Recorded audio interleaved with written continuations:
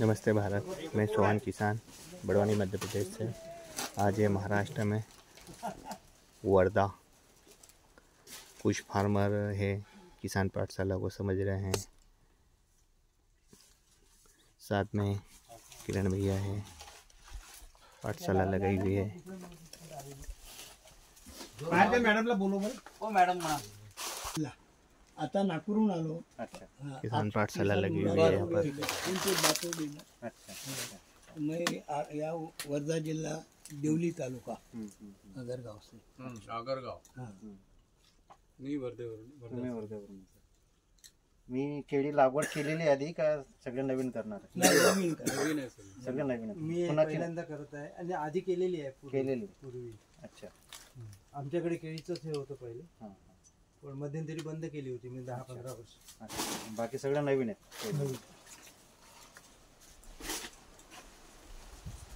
नमस्कार. माझा परिचय करून देतो. मी किरण किसान, प्रॉपर जळगाव, आणि किसान पाठशाला संस्थेशी मी जोडलो आहे 2014 पासून. मला 10 वर्ष झाली. जवळपास किसान पाठशालाची स्थापना झाली 2006 पासून, आणि 2010 पासून तर आतापर्यंत म्हणजे जवळपास 15 वर्ष आम्ही केळीमध्ये काम करतोय. पूर्ण ऑल ओव्हर भारतामध्ये जिथे जिथे केळी लागते तिथे तिथे आम्ही पोहोचलो आहे, आणि भारताच्या बाहेर सुद्धा काही काही देशांमध्ये आम्ही पोहोचलो आहे. केळी पिकाला आमचा टार्गेट करण्याचा उद्देश म्हणजे, जसं आपण म्हणतो की प्राण्यांचा राजा आपण वाघ म्हणतो, पक्ष्यांचा राजा मोराला म्हणतो, फुलांचा राजा गुलाबला म्हणतो, तसं पिकांचा जर राजा म्हणायचं म्हटलं तर ते केळीला म्हणू शकतो. त्याचं कारण असं आहे की केळी पिकामध्ये शेतकऱ्याला सक्षम करण्याचं एक साधन आहे चांगलं. शेतकऱ्याला सक्षम करू शकतं, त्याला तेवढा पैसा देऊ शकतं, प्लस जमिनीला बलवान बनवू शकतं, म्हणजे जमिनीचा प्रत सुधारू शकतं. तुम्ही बाकीचे पिकं जर बघाल, जसं कापूस असला, आपला मक्का असेल, ऊस असेल, जेवढं जमिनीमधून ते न्यूट्रिशन अपटेक करतात तेवढं रिटर्न नाही करत. पण केळी पिकामध्ये अशी क्षमता आहे की जमिनीला रिटर्न करून जातं जेवढं ते जमिनीमधून काढतात. म्हणजे शेतकऱ्याला सक्षम करणं आणि जमिनीला ताकदवान बनवणं, हे दोन कामं केळी करतात. आर्थिक सक्षमता तर देत असते, ते आपण चर्चा करू याच्यामध्ये. पूर्ण वर्षभराचं पीक आहे अशी आपली समजूत आहे. पण केळीला जर ठरवलं तर आपण आपल्या प्लॅनिंगनुसार 5 वर्ष 10 वर्ष जेवढं चालवता येईल तेवढं चालवू शकतो. कारण केळीमध्ये, ऊसामध्ये रिजनरेशनची प्रोसेस असते, म्हणजे ती पिढी तयार करते. जसं आता ही केळी आहे, याला खाली पिल्लं येतात, तर ते पिल्लं तयार करत जाते, पिढी जनरेट स्वतः करते ती. तर त्या पिढीचा आपल्याला फायदा घ्यायचा आहे. म्हणून आपण असं असतं की केळीमध्ये आम्ही सांगतो की केळीमध्ये किमान 3 वर्ष ते 5 वर्षाचं प्लॅनिंग घेऊन उतरायचं जर केळी करायची असेल तर. पूर्ण भारतामध्ये असा ट्रेंड आहे की 1 वर्ष रोपं खरेदी करतात किंवा कंद लावतात, त्याच्यानंतर खतांचा खर्च, जमीन तयार करायचा खर्च, मजुरी लागते, परत 1 वर्ष प्रोडक्शन काढलं, उत्पादन काढलं की तो जमीन पुन्हा नांगरटी तयारी करतात, जमलं तर नवीन रोपं लावतात.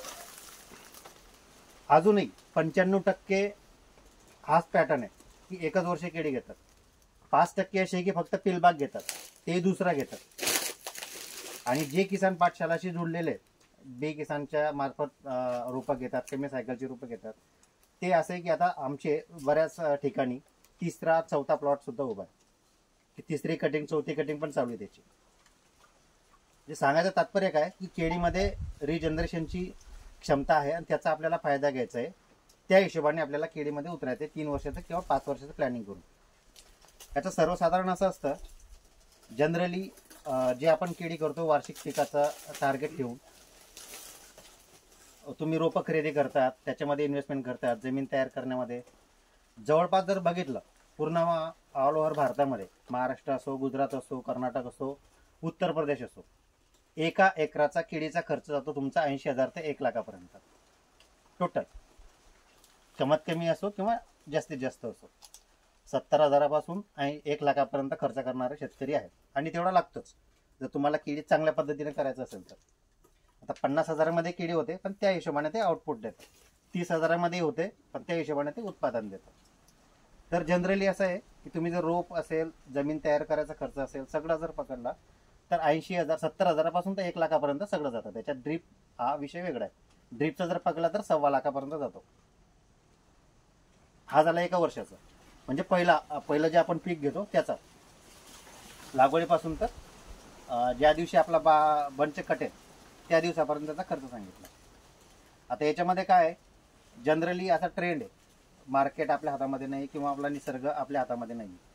जर समजा इन केस 10 रुपयाच्या खाली मार्केट आलं है ना, 7 रुपये 8 रुपये, तर केळीमध्ये जेवढा खर्च असतो तेवढा निघतो. फक्त थोडेफार पैसे येतात. जर ते 20 किलो आपली रास आली, 20-22 किलो, तर थोडे पैसे येतात. दुसरा त्याच्यात थोडा रिस्क फॅक्टर असा आहे की नैसर्गिक आपत्ती म्हणजे वारा वादळ किंवा पाऊस कमी पडला किंवा शेतातलं पाणी कमी होणं, त्याच्यामुळे थोडं नुकसान होऊ शकतं. पण ते आपल्या हातामध्ये नाही आहे. आपल्या हातात फक्त मॅनेजमेंट करणं आपल्या हातामध्ये आहे. तर त्यासाठी तो पैसा निघावा, आपलं जेवढा केळीमध्ये इन्व्हेस्टमेंट केलेली ते साडे इन्व्हेस्टमेंट निघावी यासाठी आपल्याला पहिल्यावर फोकस नाही करायचं आहे. दुसरा, तिसरा, चौथा त्याच्यावर फोकस करायचं. त्या हिशोबाने जर आपण केलं तर थोडा इकॉनॉमी सांगतो तुम्हाला, नंतर आपण केळीकडे वळू. केळी का लावायची यासाठी. तर पहिल्या वर्षी जेवढा आपण खर्च करतो 70,000 80,000 1 लाखापर्यंत, जर आपण एका एकरीमध्ये 20 किलोचं जरी रास पकडली चांगल्या पद्धतीने, 20 किलो जनरली येते. आणि ह्या भागामध्ये जर नवीन तुम्ही केळी करणार असाल तर 20 ते 25 किलो आरामात येईल. ज्या भागावर 50 वर्षापासून केळीवर केळी घेतली जाते तिथे रास कमी येते, तिथं खतं खूप टाकावं लागतं. पण नवीन क्षेत्र असेल केळीला खूप चांगलं असतं. नवीन जमीन, नवीन वातावरण, खूप चांगल्या पद्धतीने केळी येते त्याच्यामध्ये. तर आपण जर पकडलं 20 किलो, जर आपण वर्षभराचं मेहनत चांगली करी, मॅनेजमेंट ठेवलं, साधारण म्हणजे त्याच्यात खूप एफर्ट करावं लागतात असं नाही सांगते मी, जनरल जरी केलं तर 20 किलोचं रास येते. आणि त्याला जर 10 रुपये आपण रेट पकडला, 4 वर्षापासून 10 रुपयाच्या खाली रेट आलेला नाहीये, पण आपण 10च पकडू आणि 20 किलो म्हणजे 200 रुपये एका झाडाचा आपल्याला येतो. खर्च आपला 70,000 ते 80 1 लाख म्हणजे साधारण 70 ते 80 रुपये एका झाडाचा खर्च येतो. 200 रुपये आपल्याला उत्पादन देत आहे. हे झालं जनरली ॲव्हरेज सांगतोय मी. तर केळीला पहिल्या वर्षी जवळपास जेवढं आपण इन्व्हेस्टमेंट केलेली त्याच्या दुप्पट आउटपुट आपल्याला देतं, इन्कम देतं. नेट प्रॉफिट 1 लाख आपल्याला 1 ते 1.25 लाख ॲव्हरेज येतो. तेच जर आपण त्याचा पिलबाग ठेवला, पिलबागला जसं आपण पहिल्या झाडाला 70-80 रुपये खर्च केला तसा पिलबागला खर्च येतो फक्त 30 ते 35 रुपये. चांगला पिलबाग येतो.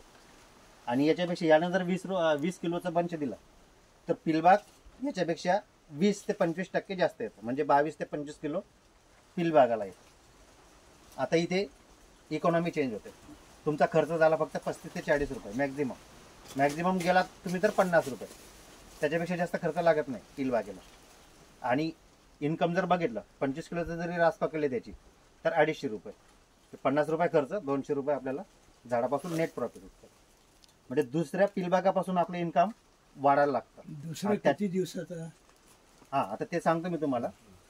जनरली असं असतं की बहुतांश शेतकरी काय करतात, त्यांचा जो पॅटर्न आहे पूर्ण भारतामध्ये अजूनही 80 ते 85% 5x5 वरती केळी करतात. आम्ही किसान पाठशालाना सजेशन केलंय की पॅटर्न चेंज करा, हा 5x5च्या बाहेर या, कमीत कमी 5x7 वर जा. 5x7, 5x8, 5x9 हे सगळ्यात बेस्ट ग्राफ आहेत केळीसाठी. केळीचं शास्त्र असं सांगतं की याला किमान 35 स्क्वेअर फूटचा तुमचा एरिया पाहिजे ग्रोथ व्हायलासाठी. 5x5 मध्ये 25 स्क्वेअर फुटाचा त्याला एरिया भेटतो आणि 5x7 मध्ये 35 स्क्वेअर फुटाचा एरिया भेटतो.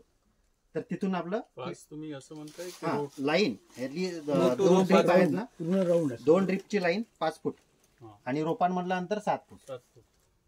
आता हे जर सेंटरचं झाड पकडलं तर बघा इकडं हे जवळपास 6.5 ते 7 फुटांवर येतं, ते 6.5-7 फुटांवर जातं, इकडचं 6.5-7 फुटांवर जातं, म्हणजे एवढा स्पेस भेटतो याला. आता याची पानं बघा तुम्ही, सगळी अशी पसरलेली आहेत. हेच जर तुम्ही समोरासमोर लावलेलं असतं हे झाड आणि इथेच जर 5 फुटांवर लावलेलं असतं तर याची पानं आणि याची पानं एकमेकांवर ओव्हरलेप होतात. पुरेसा सूर्यप्रकाश मिळत नाही, त्याच्यामुळे घड पोसायला 2 ड्रीप मधील अंतर 5 5 फूट दोन जर ड्रिप असला तर नाही, डबल ड्रिप नाही, मी सिंगल ड्रिपचं सांगतो. इथे डबल आहे. हा, इथं डबल केलेली आहे, त्यांनी इकडून तिकडून टाकलेली. पण डबल नाही आहे ना इथे. आहे आहे ना, इकडे पण आहे. डबल आहे. नाही नाही, हे बघा ना, इकडे पण आहे. 1 2 3 4 आहे ना इथे, एका 2 लाईन. हा, ही जी मधली ड्रिप आहे ना, ही सोडून देऊ आपण. हे कुठं आहे?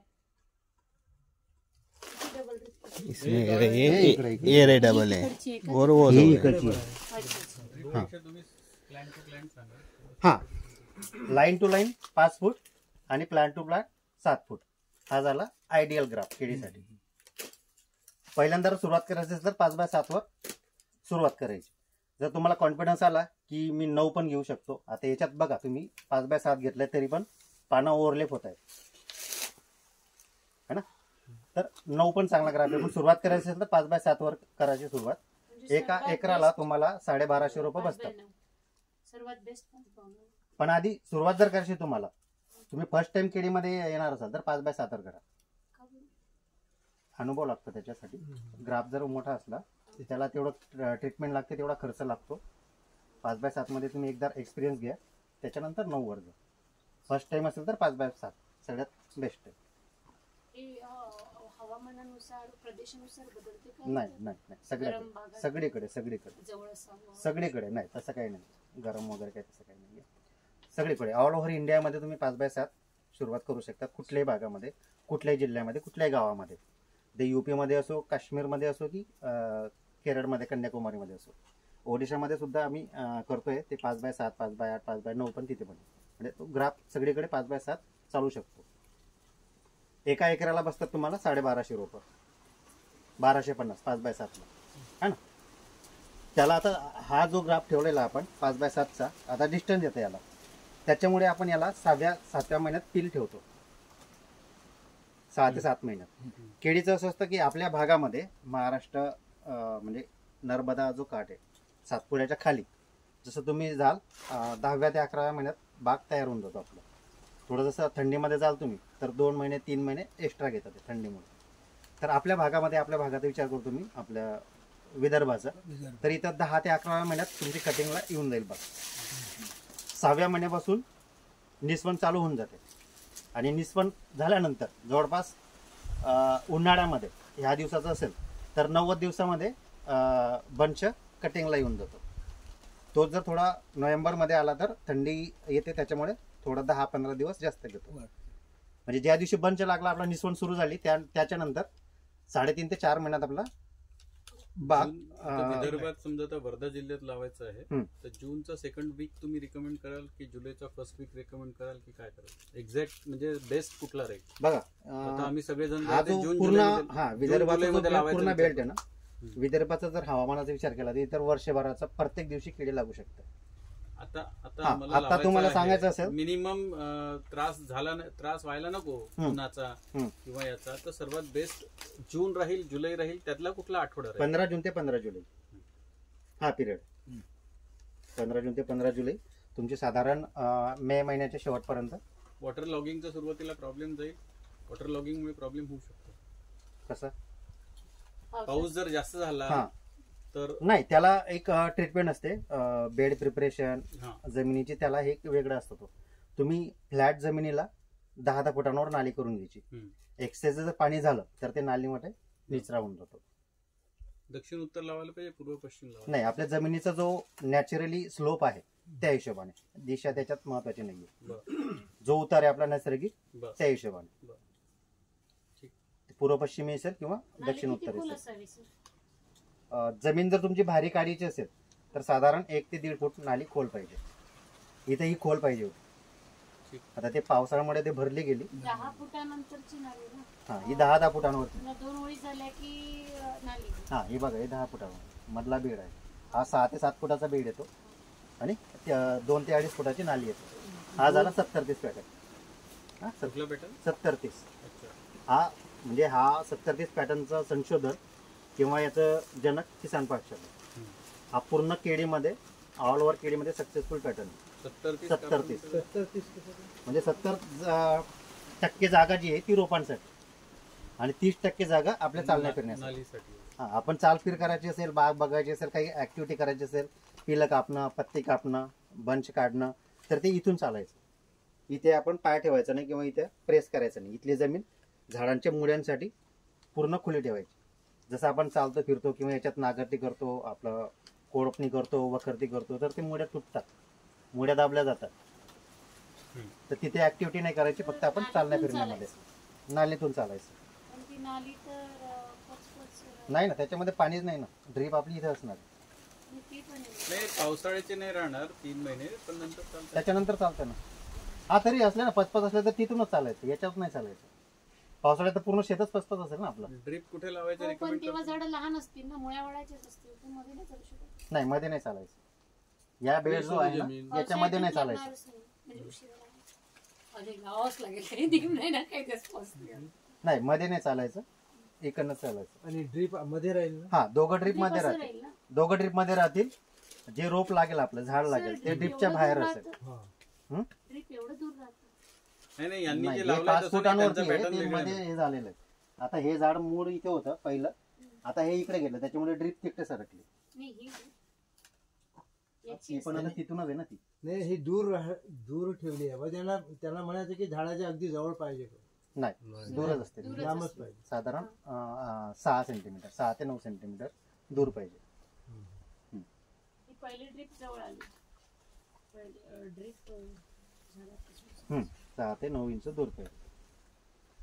ठीक आहे, दोघं ड्रीप मध्ये येतं. हा झाला 70-30 पॅटर्न. हा, याच्यामध्ये तुम्ही सस्टेनेबल चालू शकता 70-30 मध्ये. त्याच्यामुळे तुम्हाला पील ठेवायला जागा असते. 6-6 महिन्यात तुम्ही पील ठेवू शकतात आणि ती जनरेशन चालू शकते. आता याला स्पेस मिळाला म्हणून, आता हे जर 5x5 राहिलं असतं तर तुम्ही पील ठेवू शकलं नसतं. जर ठेवायचं म्हटलं पील बाग, तर पूर्ण बाग काटून द्यावा लागेल. त्याच्यानंतर 15 ते 20 दिवसांनी पील ठेवतो, म्हणजे पूर्ण वर्ष जातं ते. 6 महिन्यानंतर पील ठेवायचं.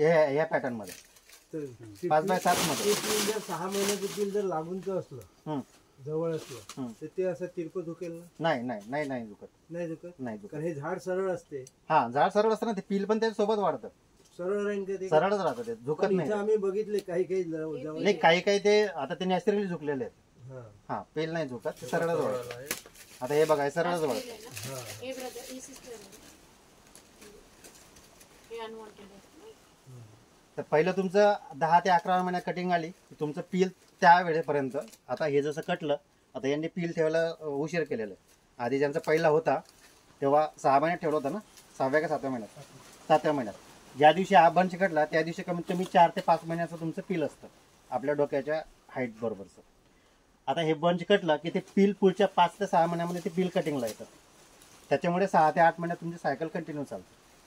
म्हणजे जे जनरली लोक 1 वर्षाने आउटपुट घेतात ते तुम्ही 6-6 महिन्यात घेऊ शकता. जे 2 वर्षामध्ये 2 कटिंग घेतील, तुम्ही 2 वर्षामध्ये 3 कटिंग घेतात. 1 कटिंग तुमची बोनस येऊन जाते त्याच्यामध्ये. आणि जसं पीलबागचा मी सांगितलं की खर्च एकदम नॉमिनल होऊन जातो तुमचा. जर 30-35 रुपये खर्च असेल आणि 20 किलोचं रास येत असेल तर साधारण तुमचा 1 किलोचा खर्च 1 ते 1.5 रुपये येतो. 1 ते 1.5 रुपये किलो मागे खर्च येतो तुमचा केळीचा. आणि 1 ते 1.5 रुपये असा एवढा भाव तर कमी कधी आलेला नाही. 10 रुपये जरी पकडला मिनिमम तरी केळी पैसा देऊन जातो. आणि हा जो कचरा आहे केळीचा, जेवढाही कचरा आहे, पील पत्ती ते झाड, आता हे पूर्ण डंप झालेलं इथं पूर्ण बसलेलं आहे, सडलेलं आहे. आता याच्या मुळ्या वगैरे हा सगळा कचरा शेतातच येतो. आता ह्या झाडाचं जर वजन पकडलं तुम्ही चांगलं सक्षम झाडाचं, तर कमीत कमी 50 ते 60 किलो वजन येतं त्याचं, है ना. बरेच शेतकरी काय करतात की पॅटर्न ते मध्ये एक तर ते बांधावर नेऊन तिथं ढीग करतात किंवा एखादा खड्डा असतो त्याच्यात ते सगळं कचरा टाकतात, ते नंतर शेतात टाकतात की तो भाग वेगळा. पण हा जेवढा कचरा आहे हा तुमचा इथेच डंप होता. आता हे सगळा जो कचरा आहे यांना हा इथे डंप झाला, हे सगळं खत झालं. आता इथे जर तुम्ही खाली बघा तर हे माती एकदम असं चहा पावडर सारखी एकदम हे झालेली.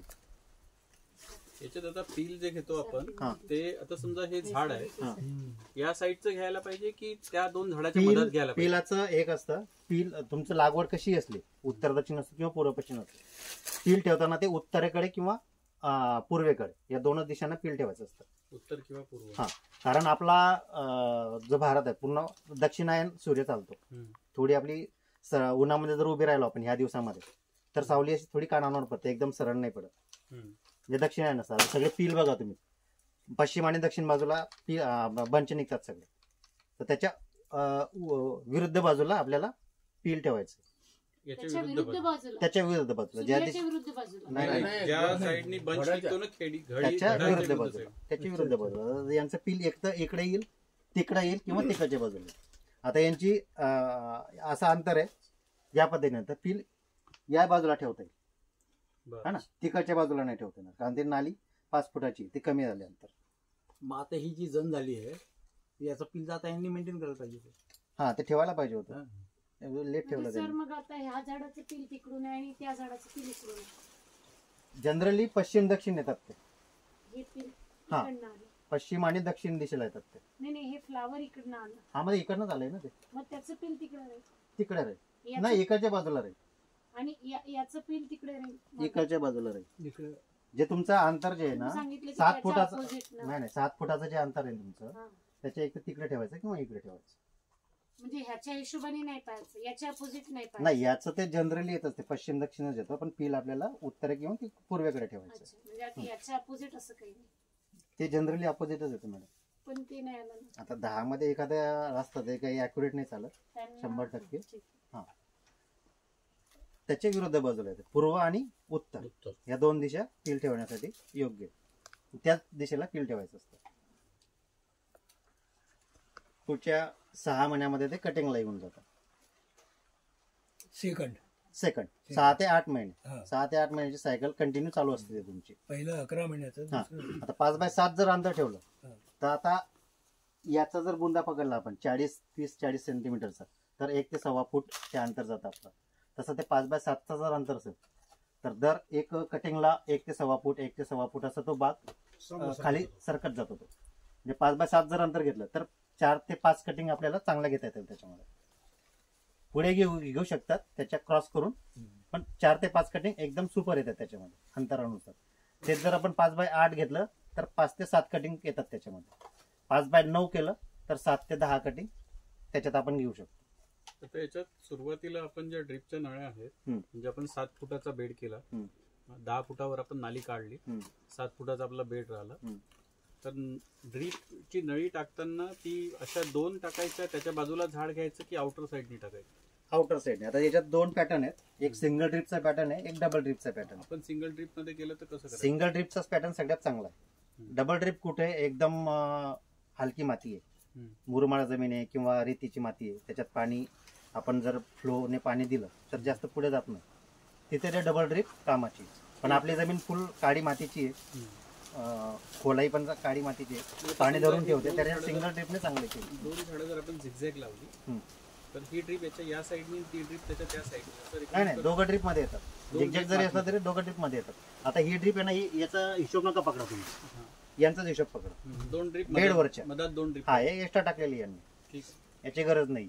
ठीक. आपल्या मातीसाठी तरी नाही आहे, विदर्भात फुल काळी माती आहे, याची गरज नाही डबल ड्रिपची. सिंगल ड्रिपवर बी चांगली केली, बेस्ट आहे. त्याचा जास्त एक्स्ट्रा फायदा नाही आहे. नाही याचा काही फायदा नाही फायदा एवढा. नाही. नाही. त्या साईडच्या मुळांच्या जेव्हा पाण्या उन्हाळ्यामध्ये आता बंच लागलेले आहेत, पाण्याची गरज जास्त आहे, त्यावेळी ड्रिप फुल चालवायची, एक सिंगल ड्रिपने होतात. आता ही जरी इथं ड्रिप चालली असते ना तरी आपली काळी माती थोडं अशी पसरतं, आणि जर ओलावा असा जातो आपल्याला. जरी आपण आता इथं मी जिथं उभा आहे इथं जरी कोरडं दिसत असलं तरी खाली थोडं जर खोललं तर ओलं दिसतं, म्हणजे पाणी तिथपर्यंत जातं. त्याच्यामुळे सिंगल ड्रिपनी चांगले केळी होऊ शकतात. सर फुल चालवायची म्हणजे जास्त टाइम चालवायचे ना. 2 तासाच्या ऐवजी जास्त टाइम चालवणं शक्य नसेल, दुसऱ्या पिकाला द्यायचे तर मग डबल ड्रिप टाकायची. डबल ड्रिपने तोच येणार आहे, पाणी तेवढंच जाणार आहे, पाणी तेवढं लागणार आहे ना तुम्हाला डबल ड्रिप चालवायला, फक्त तुम्ही वेळ कमी करताय. हो, पण पाणी तर तेवढंच जाणार आहे ना. लाईन जाते ना. आपण तेवढा खर्च करावा लागेल तुम्हाला, दुसरं काही नाही. विचारलं मी हा, करू की शकतात तसं. भरपूर सिंगल ड्रिपनी भरपूर चालवणं होत नसेल समजा की 2 तासानंतर आपल्याला मध्ये दुसरा हा एखादा plot तर करायचा तुम्ही असेल, मध्ये एक ड्रिप टाकू शकता. तवाचं बंद करून दुसऱ्या याच्यात पाणी, कोणाकडे पाणीची पण आहे असते ना कमतरता. कधी कधी कोणाकडे 6 ते 12 राहते, कोणाकडे कशी राहते. हा तर त्या हिशोबाने आपल्या कंडिशन कंडिशन आपला कंडिशन आपला तुम्ही फ्लड डे पाणी देऊ शकतात किंवा ड्रिप असेल तर ड्रिप टाकू शकतात, काही प्रॉब्लेम नाही. तर या हिशोबाने याच्यात 2 असतात रोग जे असतात. एक जेव्हा रोपं लहान असतात 3 ते 3.5 महिन्यापर्यंत एक CMV नावाचा रोग येतो याच्यामध्ये. CMVला एक आपलं वातावरण कारणीभूत असतं, दुसरं रोपं कारणीभूत असतात. म्हणजे ज्या टिश्यूकल्चर लॅबमधून तिथे जर इंडेक्सिंग चांगल्या प्रकारे केलं नसेल तर ते CME बळी पडतात. पण हा जो पॅटर्न आहे 5x7चा, रोपं एकमेकाला अंतरावर असतात. म्हणजे एका 10x10च्या एका रूममध्ये 10 लोक राहणं आणि सिंगल एकटा माणूस राहणं, तर तो निरोगी राहतो. त्या पद्धतीने केळीचं आपण कुठल्याही पिकाचं शास्त्र असतं. तर CME जरी आला तर आपण त्याला ब्लिचिंग पावडर, ब्लू कॉपर आणि टेप्टोमॅसिनचे ड्रेंचिंग करून तो CME सुद्धा त्याच्यात कंट्रोल होतो आणि ते आउटपुट सुद्धा चांगलं देतात. तो एक कॅन्सर सारखा आजार असतो पण तो रिकवर होतो, त्याला काही एवढं हे नसतं. बाकीचे ॲग्रोनॉमिस्ट वगैरे सजेस्ट करतात की ते जे CME आला असेल तर त्याला उपटून बाहेर फेकायचं, तर ते प्रत्येकाला शक्य होत नाही. तो कंट्रोल करता येतो ड्रेंचिंगने. त्याला फक्त पाणी बंद करणं हा मोठा इश्यू असतो त्याच्यामध्ये. त्याला ड्रीप थोडं दूर करून द्यायची किंवा जेवढ्या ड्रीपवर असतात त्याला चोक करून द्यायचं, टेप लावून द्यायचं. पाणी 4-5 दिवस बंद ठेवलं तर ते CME सुद्धा रिकवर होऊन जातं. दुसरं आहे तो थंडीमध्ये सिगाटोका. आता आपल्या भागामध्ये थंडी येते, जेवढं ऊन पडतं तेवढं थंडी येते. 10च्या खाली टेम्परेचर जर येत असेल तर सिगाटोका त्यावेळी येतो. पण सिगाटोकाला असं असतं, त्यावेळी जसं थंडी सुरू झाली आपली 15 नोव्हेंबर 15 डिसेंबरपासून टेम्परेचर कमी व्हायला सुरुवात होते. थोडं सकाळी वस पडायला सुरुवात होते, धुकं. CME ओळखावा कसं? ते पानं थोडे असे तलवारीसारखे निघतात. पानं असे खुलत नाही, जवळजवळ पानं येतात आणि तलवारीसारखे असतात. ते झाड वेगळं दिसतं तुम्हाला, अंदाज येऊन जातो की याला काहीतरी वेगळं रोग झाला. सिगाटोकाचं दुसरा जो असतो सिगाटोकाचा, करपाचा, तो थंडीमध्ये येतो. डिसेंबर, जानेवारी, फेब्रुवारी या 3 महिन्यांमध्ये येतो. किंवा ज्यावेळी एकदम कंटिन्यू पाऊस चालू असतो, सप्टेंबर, ऑक्टोबर, झडी आपण म्हणतो झडी, तर त्यावेळेला सिगाटोका येऊ शकतो बागेमध्ये. तर त्याच्यासाठी कंट्रोलचा एकच आहे, जसं आपण व्हॅक्सिनेशन करतो, लसीकरण करतो, तसं जसं आपल्याकडे वातावरण चेंज होतं, टेम्परेचर डाऊन होतं, त्यावेळेला ड्रीपने चुन्याचं पाणी दर 8 दिवसांनी, दर 15 दिवसांनी सोडत जायचं. ते व्हॅक्सिनेशन असतं. मुळ्यांजवळ गरमाट निर्माण करतं, त्याच्यामुळे मुळ्या डॅमेज होत नाही. सिगाटोका आपल्या बागेमध्ये येत नाही. त्या पद्धतीनं सिच्युएशन बघून आपण ते रिकमेंड करतो काय काय करायचं. आता तुमचे काही प्रश्न असेल तर सांगा. याला खत व्यवस्थापन कसं करायचं? खत व्यवस्थापनाचा आपण एक पूर्ण वर्षभराचा शेड्यूल देतो. काय काय असतं म्हणजे इन जनरल? NPK असते. NPK आपलं कॅल्शियम, सल्फर, मॅग्नेशियम आणि मायक्रोन्यूट्रन. मायक्रोन्यूट्रनची हा जर पॅटर्न केला तुम्ही, कचरा जर पहिल्या दिवसापासून कचरा केला तर मायक्रोन्यूट्रनची गरज पडत नाही. आणि आपल्या शेड्यूलमध्ये आपण कुठे वॉटर सोल्युबल जे खत आहेत 05234, 1261, 13045 कुठे रिकमेंड करत नाही, याची गरज नाही आहे. साधे NPK नाही केळी होते कमी खर्चामध्ये, चांगल्या पद्धतीने. आणि NPK तर ते शेड्यूल असं असतं, आपण जे एक कम्प्युटराइज शेड्यूल तयार करतो प्रत्येकाचं. आता यांचं 15 जूनला लागवड आहे, यांची 15 जुलैला लागवड आहे, यांची 15 मार्चला लागवड आहे, यांची काळी माती आहे, तुमची थोडी हलकी माती आहे, यांची पिवळी माती आहे. माती वेगळं आहे, लागवडीचा सीझन वेगळा आहे. तर ते शेड्यूल तुमचं प्रत्येकाचं वेगवेगळं आहे. बाकी काय आहे, सगळ्या कंपन्यांचं एक फॉर्मॅट असतं शेड्यूलचं.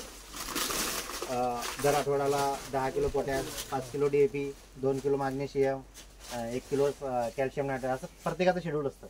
तर तो एक रट्टा मारलेला पॅटर्न झाला.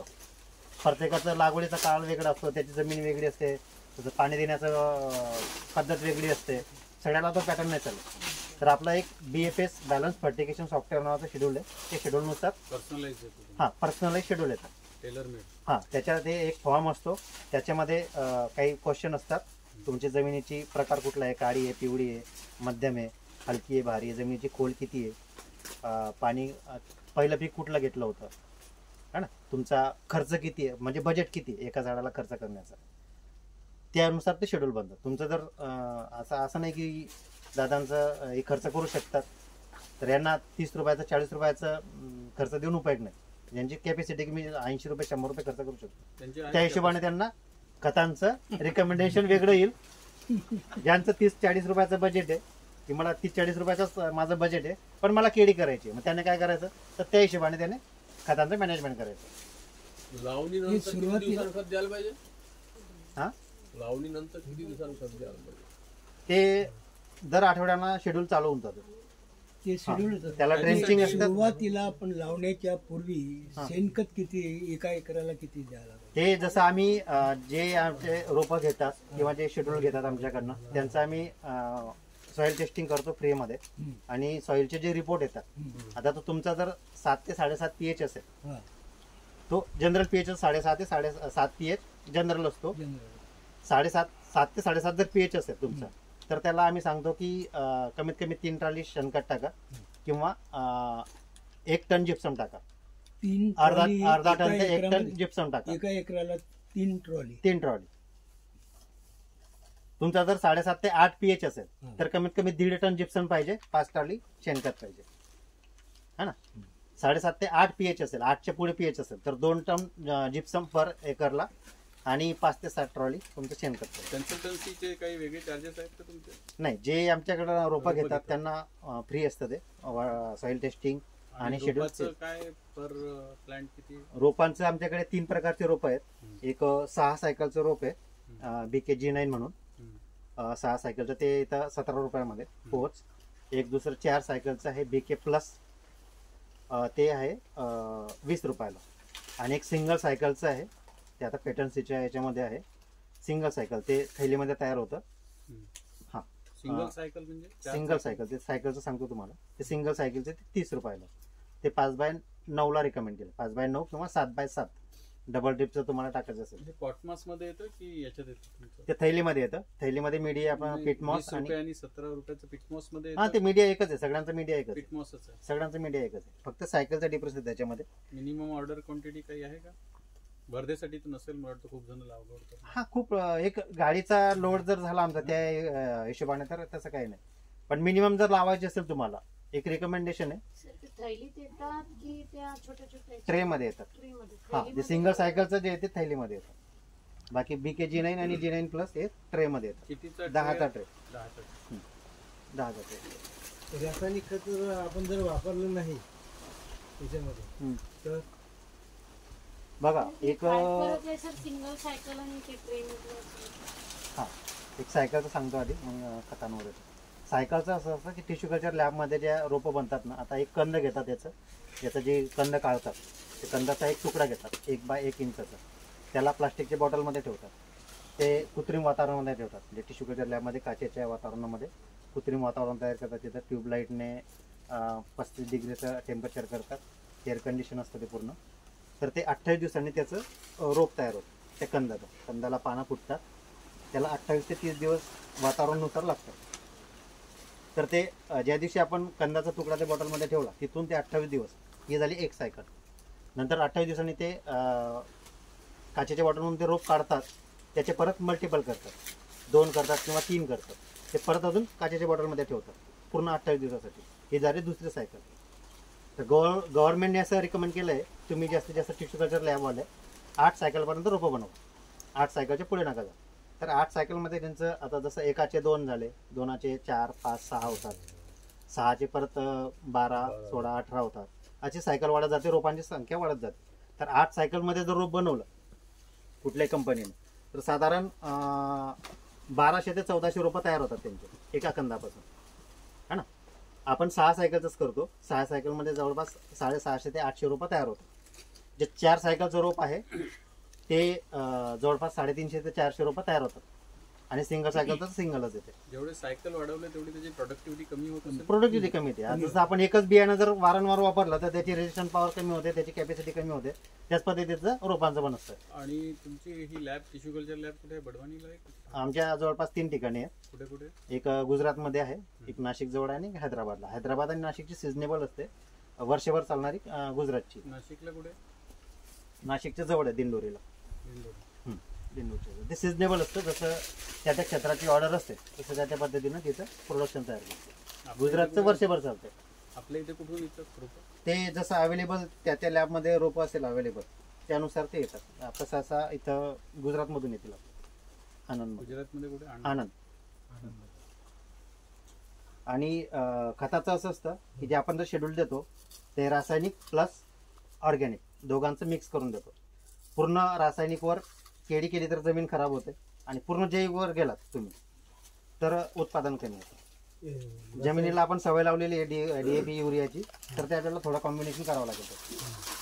याच्याजवळ आता आपल्याजवळ शेणखताची ढीग असेल ना, त्याच्यात 2 सिंगल सुपर फॉस्फेट, 1 युरिया आणि डिकम्पोजर जर टाकून ठेवलं, आपण भट्टी खत डिकम्पोजर होतं, बनवलं समजा तर ते 1-1.5 महिन्यात त्याचं दाणेदार 7 दिवसामध्ये खत तयार तयार होतं. होते. युरिया वेळेवर हे टाकायचं. देताना युरिया वेळ टाकायचा, हातानेच पण द्यावं सिंगल लागेल सुपर का? फॉस्फेट जर आता टाकून ठेवलं नाही, हाताने आणि त्याच्यात हाताने द्यावं लागेल. बॅक्टेरिया हाताने द्यायचं, सरळ असं आणि टाकून पाणी द्यायचं, द्यायचं. किंवा जे आपले ड्रीप आहे ना, माझ्याकडे ते ड्रीप जिथं पाणी जातं गोकृपा ड्रीपच्या खाली टाकून टाकलं द्यायचं. तरी ते चालेल. आहे ड्रीपच्या खाली टाकायचं. ड्रीपच्या ते खाली. आम्ही जमिनीत ते देतो. लवकर आपटे करू. मी म्हटलं त्याच्या आधारावर येईल का गोकृपा हाऊस हा, ते चालवू शकतात ना तुम्ही. रासायनिक खत नाही टाकलं तर त्याच्यावर येणार नाही, पूर्ण याच्यावर येणार नाही. तर बरेच शेतकऱ्यांचं काय आहे की आता समजा आता इथे कचरा आहे, इथे जर तुम्ही गोकुपामृत चालवलं किंवा जीवामृत चालवलं किंवा गो कल्चर जे काय असेल, तर इथे खाली बॅक्टेरिया कचरा आहे, त्याच्यामुळे जीवाणू संख्या भरपूर येतात. मायक्रो बॅक्टेरिया आहेत, जे खाणारे बॅक्टेरिया आहेत, मित्र बॅक्टेरिया आणि शत्रू बॅक्टेरिया दोघं आहेत त्याचे. तर जेव्हा तुम्ही कुठलंही कल्चर चालवतात, गो कल्चर, जीवामृत, गोकुपामृत चालवतात, ते काय करतात की जीवाणूंची संख्या मल्टिपल करण्याचं काम करतात. आता बरेच भाग, आता इथं 70-30 केलेली, याच्यामुळे इथं कचरा आहे, तर बरेच तुम्ही बघा 5x5चे एकदम शेत असं क्लीन दिसतं, कुठेच कचरा नाही. आता तिथे जर तुम्ही कल्चर चालवलं, आता ते बॅक्टेरिया तर त्यांना खायला तर पाहिजे, कचरा शेणखत जर ते- टाकलं तर, शेणखत असलं तर त्यांना आहे मिळेल ना. पण ते शेणखत किती दिवस खाऊ शकणार ते ऑलरेडी शेणखत कुजलेलं आहे. हा, बॅक्टेरियाची संख्या वाढली, त्यांना खायला कमी होतात. आता हा जसा कचरा आहे, हे मल्टिपल करण्याचं काम करतात ना, ते हे कंपोस्ट करण्याचं काम करतात, हेच खातात आणि त्यांची विष्ठा काढतात, त्याच्यामुळे हा कचरा कुजतो. आता शेणखत ऑलरेडी आपण कुजवलेलं टाकलेलं असतं, म्हणजे रेडी फूड दिलेलं असतं आपण, ते तेवढं करतात आणि लगेच ते संपवतात त्याचा. पण कचरा जर शेतात राहिला तर कुठलाही गो कल्चर टाकला तर फायदा होतो.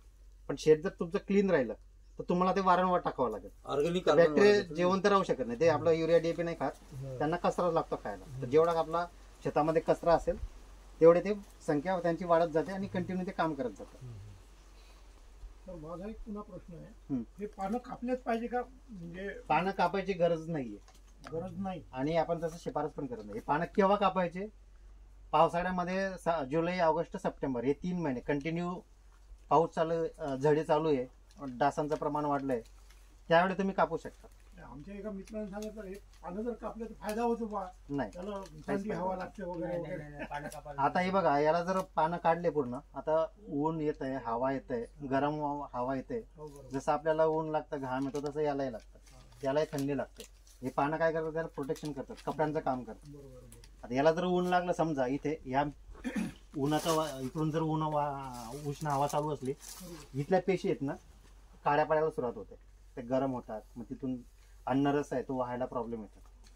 त्याच्यामुळे बऱ्याच वेळा काय होतं की पानं कापलेले असतात, झाड पूर्ण मोकळं झालेलं असतं, अर्ध जेव्हा बंच लागलेला असतो त्याला वजन पेरलं जात नाही, ते कमरेतून मुडतं झाड, कारण त्या पेशी डॅमेज झालेल्या असतात, त्याच्यामुळे त्याची पॉवर कमी होऊन जाते. त्याच्यामुळे पानं कधीच कापायची नाही. बरं सर, हे आपण कट झाला समजा आपला वरचा आहे, हा. तर मग नंतर पानं कापायचे का तशीच ठेवायची? नाही, आता हा जर पॅटर्न केला तुम्ही, पील ठेवलेला असेल तर ज्या दिवशी बंच कटेल त्या दिवशी फक्त याची 1 ते 2 पानं राहू द्यायचं, वरचे बाकी सगळे पानं कापून टाकायचे, कापून इथे कचरा करून द्यायचं. आता त्याचं बंच झालं, त्याला काही काम नसतं, त्याचं ते रिव्हर्स करतं, ते हा, हा. पानं वाढतं, त्याच्यानंतर हा जो पूर्ण जेवढं झाड वाढलेलं असतं उंच, ते पूर्ण असं रिव्हर्स होत होत होत होत त्याला त्याचं जे पील आहे त्याला मोठं करत जातं, पिलाला पोषण मिळते. त्याला पिलाला पोषण करत जातं. आता तुम्ही जर याला कापून घेतला असं, हा. कापून घेतला किंवा इथून कापलं, तर बऱ्याच वेळा काय होतं, वातावरणानुसार इथं फंगस लागू शकतं, हो. फंगस लागतं, बुरशी लागते, त्याच्यामुळे एखाद्या वेळेस नुकसान होतं. त्याच्यामुळे कापायचं नाही त्याला, बरोबर, नॅचरली त्याला डंप होऊ द्यायचं. ठीक आहे. बरं सर, पूर्णच्या पूर्ण पाला जर आपण शेतामध्ये ठेवला समजा, तर खूप सारी इथं पाण्याची गर्दी होईल हा, होऊ द्या ना, खर्च लागेल ना. हो होऊ द्या ना, ते डंप होतात लगेच. त्याच्यामुळे फंगस नाही होणार. नाही, त्याच्यामुळे नाही फंगस, त्याच्यामुळे नाही फंगस. जर काही काही लोक पानं बाहेर काढतात, नाही, ते चुकीची पद्धत आहे, चुकीची पद्धत आहे. स्वच्छ दिसला पाहिजे जेव्हा बघितलं. नाही, आता ही सोचेलच ना, तुम्ही कचरा इथे करा, हा. तुमची नाली एकदम क्लीन ठेवा, काही प्रॉब्लेम नाही. आम्ही आता जळगावला गेलो हा. होतो जयंतच्या इथे कार्यक्रमात, त्यांनी सांगितलं की हा कचरा जितका जास्त राहील तितकं तुमच्या या केळीवर रोग येईल, मच्छर वगैरे आणि बाकीचे ते. मग त्यांना आहे ना रोग येईल ना, मग तुम्ही औषधं घ्या आणि फवारा, औषधांचा खप वाढवा, अहो, मच्छर आलं तुम्ही तर पैसे मातीचा खर्च फवारा करा. मारा ना. मातीचा फवारा. मातीचा मातीचा फवारा मारा ना, काही प्रॉब्लेम नाही त्याला. काय काय कोणता प्रॉब्लेम होणार आहे तिथे? आलाय समजा सरांनी मातीचा फवारा सांगितला होता ना. हा, व्हीएम स्प्रे म्हणतात त्याला, व्हीएम स्प्रे. तोच आपण भारुळातला मारला तर भारुळाच्या मातीचा तेही चालतं, काय ते खालून आलेलीच असते तेही चालतं, तेही चालतं. आणि त्यांचं ते कमी लागते, हं? ते 20 किलो नाही लागणार, ते 3-4 किलो ड्रम नुसार. त्याचा सीएमबी वर पण त्याचा उपयोग आहे. हो, सगळ्यांवरती, 3.5 फुटावर सगळ्यांवर. माती काढून जर सगळ्यांवरती. मग तिच्याकडनं तुम्ही कोणत्या सीझन मध्ये यावेळेस सीएमव्ही ला काय मुळांना ऍक्टिव्ह करणं आणि पानांना रिकव्हर करणं हे दोन काम. तर मुळ्यांना ऍक्टिव्ह करणं आपण जे ब्लिचिंग पावडर, ब्लू कॉपर, टेप्टोमायसिन ते मुळ्यांना हे करतात, जिवंत करायला प्रयत्न करतात, आणि पाना रिकव्हर करण्याचं काम व्हीएम स्प्रे करतो. तर दुसरं आता याच्यात तर नाही म्हणा, पण जर समजा याच्या अपोजिट जर एखादं हे असतं 30-70 म्हणजे 30 मध्ये लागवड आणि 70 रिकामं जर सोडलं, त्याच्यात इंटरक्रॉप दुसरे घेतलेच चालतात. इंटरक्रॉप घेण्याचं फायदा पण आहे आणि नुकसान पण आहे. इंटरक्रॉप कुठलं आहे त्याच्यावर डिपेंड. शॉर्ट ड्युरेशन वाले, शॉर्ट ड्युरेशन म्हणजे केळीमध्ये जास्तीत जास्त 90 दिवसापर्यंत, लागवडीपासून पहिल्या दिवसापासून 90 दिवसापर्यंत ते इंटरक्रॉप चालू शकतं. आणि ती वेळवर्गीय असेल, मिरची असेल, आपण मका सजेस्ट करतो, ती पिकं चांगले असतात. बाकी कंदवर्गीय जे असते म्हणजे जमिनीच्या खालचे भुईमुग असेल, कांदा असेल तर ते नुकसान करतात. सोयाबीन सोयाबीन चालते, चांगली कोणती असते? मिरची, सोयाबीन, मका. हिरवळीचं खत जर आपण मल्चिंगसाठी घेतलं तर ते खत म्हणून काम येईल ते फक्त, पण आपल्याला थोडं उत्पादन बी पाहिजे ना, थोडा पैसाही पाहिजे. मिरची तर 8-10 महिने चालते, त्याचा काही प्रॉब्लेम नाही. हा, 3 महिन्यापर्यंत 4 महिन्यापर्यंत मिरची काढून घ्यायचं, पैसा काढून घेतो, मिरची खर्च काढून घेतो. त्याच्यानंतर ठेवायची नाही. ठेवली तर असं थोडं ऊन जरी असेल, चालू असेल तर चालू ठेवायची. केळीला काही प्रॉब्लेम नाही त्याचा, मिरचीचा. पण आपण जे बेड करतो त्याच्यावर आपल्याला बाह्या करता नाहीत मग. नाही, साईडला ठेवायचं ना, जिथे आपली ड्रीप लाईन आहे ना त्याच भागामध्ये 2 झाडांच्या मध्ये पीक घ्यायचं तिथे घ्यायचं. हा, ड्रीपच्याच पूर्ण बाजूला. असे तर त्याला ते सलग नाही घ्यायचं. नाही, सलग नाही. त्याच्यासाठी अंतर किती ठेवलेलं? ते सांगेल तुम्हाला 5x7. त्याच्यात मध्येच अंतर टिकवू शकतो. हो. हे जे 2 झाड आहेत ना, याच्यामध्ये पीक घेऊ शकतात तुम्ही. मका टाकू शकतात, मिरची टाकू शकतात, टरबूज लावू शकतात. दूर कसं काय घेणार? म्हणजे तुमचं जे पहिलं 7x9चं जे होतं तसं घेऊन अंतर किती? 5x9. 5x9. मग त्याच्यात जास्त येतील ते पिकं. मिरचीच्या याच्यात 2 झाडं बसतील, त्याच्यात 3-4 झाडं कसं बसतील, केलं तर चालतं ते. की ऊन लागेल तर नुकसान नाही. आपल्या नाही, कशाला. बरं सर, एक सांगा, म्हणजे सगळ्यात चांगली पद्धत कोणती लागवडीची? म्हणजे 5x6 की 5x7? नवीन शेतकरी असाल, तुम्ही पहिल्यांदा केळी लागवत असाल तर 5x7. 5x7. हा, तुम्हाला अनुभव आहे, तुम्ही चांगल्या पद्धतीने केळी करू शकता तर 5x9, 5x8 किंवा 5x9. मागच्या वर्षी माझं पहिलंच वर्ष होतं, या वर्षी मी घेतली ते केळ आणि माझा तोडाही झाला वाटल्यासारखा या घडीला. 18 प्रमाणे गेलं ते. मला एक आता पुन्हा की नाही मी टाकलाय आपल्या, म्हणजे 2000 थोडं टाकलंय याच्यामध्ये प्लांटेशन. अजून यायचे या 15-20 तारखेपर्यंत येऊन गेले ते. 5x7च लावू का? 5x7च करा. 5x7च करा. याला बाउंड्री लागेल तुमची नेपियरची. आता तुम्ही बघितली असेल बाहेर, हा, नेपियर ही कंपल्सरी आहे. आणि केली तर खूप चांगलं, 4 बाजूने केली तर खूप चांगलं. एक प्रोफेशनल प्लॉट आपला येतो आणि दिसायला चांगला आणि फायदा होतो त्याचा. ऊन, थंडी, गरम हवा याच्यापासून प्रोटेक्शन करते. कधी लागवड केली तुम्ही? 1 मेला केली होती मागच्या वर्षी. 1 मेला. 1 मेला काही उन्हाचा त्रास वगैरे त्यासाठी काही विशेष नाही. त्यावेळेला फुल उन्हामध्ये जर लागवड करायची असेल तर सण लावून द्यायचा. सण धेंच्या, ताक, बोरू एकच येतात. ते झाडापासून, रोपापासून किती अंतरावर ठेवायचं? अर्धा ते 1 फूट. अर्धा ते 1 फूट. आणि किती आणि ज्या दिवशी तुम्ही प्लांटेशन करून त्याच्या 15 दिवस अगोदर लावा, की जेणेकरून ते गुडघ्याबरोबर होतं, त्याची सावली रोपांवर पडेल. किती एका लेअर मध्ये होऊन जाईल? पावसाळीपेक्षा एका लेअरला म्हणजे 1 लाईन टाका ना तुम्ही, पूर्णची पूर्ण लाईन टाका. झाडाच्या भोवताल लावावं लागेल ना? नाही, भोवताली नाही, एल आकारामध्ये. एल मध्ये? हा, दक्षिण आणि पश्चिम. पूर्ण गोल नाही? पूर्ण गोलची गरज नाही. पूर्वेकडचं ऊन येऊ द्या त्याला. दक्षिण आणि पश्चिम. दक्षिण आणि पश्चिमेला एल आकारामध्ये एकच लाईन. एकच लाईन. एल आकारामध्ये येतं ना ते, एल मध्ये एल मध्ये येतं. एक एक एकच बी टाकायचं ना. हा किंवा तुम्ही पूर्ण किती दूर लावा? पूर्ण लाईन पण लावू शकता, अर्धा ते एक बी. पूर्ण लाईन लावू शकतात. पण ते कसे लावायले, तुम्हाला रोपाच्या पश्चिमेकडे ते लावावं लागेल. आता इकडचे जे रोप आहे त्याला इकडच्या बाजूने येईल, इकडचे जे रोप आहे त्याला इकडच्या बाजूने येईल, है ना. ड्रीप तुमची इकडच्या बाजूने असेल पण सनची लाईन इकडच्या बाजूने येईल. या रोपाला ड्रीप इकडनंच असेल, रोप तिकडनं लागेल, ड्रीप इकडनं येईल आणि सनची लाईन पण इकडनं येईल. एल शेप मध्ये लावतात ना ते, हा एल शेप मध्ये पण लावू शकतात किंवा दक्षिण आणि पूर्ण लाईन पण लावू शकतात. दक्षिण आणि पश्चिम.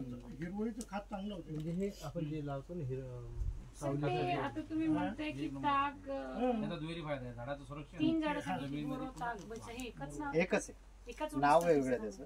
इंग्लिशमध्ये सने म्हणतात, आपल्या इंग्लिशमध्ये सने. साध्या बोली भाषेमध्ये बोरू म्हणतात.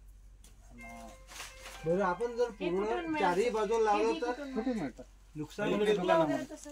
कुठल्या दुकानामध्ये अवेलेबल असतात. इकडे ताग चारही माहित बाजूने नाही लावलं तर नुकसान होईल का? ते यांना सकाळचं ऊन यायला पाहिजे, ते नाही. ऊन यायला पाहिजे त्याला. उत्तरेकडलं वगैरे नाही, उत्तरेकडे जाऊन काय फायदा? आपलं उष्णता येतं इकडनं, जे ऊन लागतं ना संध्याकाळचं आणि दुपारचं दक्षिण आणि पश्चिमेकडे, 40,000 म्हटल्यावर त्याच्यामुळे दक्षिण आणि पश्चिमेकडे लावायचं. अर्धा ते एक फूट. अर्धा ते एक 40 फूट. झाडांमध्ये नाही, sorry, किती झाडं सांगितली त्यांनी? 100 झाडं. 500 रुपये झाड पडलं. सांगून लावत नाही लोक.